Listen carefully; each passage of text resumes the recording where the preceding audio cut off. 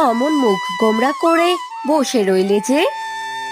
কি করব বলো, বছরের শুরুতে চাষ করব বলে মোড়ল মশাইয়ের থেকে বড় অঙ্কের টাকা ধার নিয়েছিলাম, কিন্তু এবার বৃষ্টিতে সব ফসলই প্রায় নষ্ট হয়ে গেছে।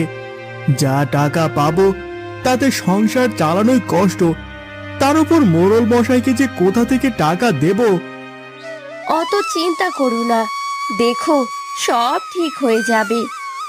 মায়া আর মানিক যখন কথা বলছিল তখনই তাদের মেয়ে সাদিয়া সেখানে এসে বলল, বাবা, ও বাবা, আমাকে একটা জামা কিনে দাও না বাবা। এই দেখো, আমার এই জামাটা কেমন ছিঁড়ে গেছে। হ্যাঁ রে মা, দেব। আমার কাছে টাকা হোক, একটা কেন দুটো জামা কিনে দেব। সত্যি বাবা?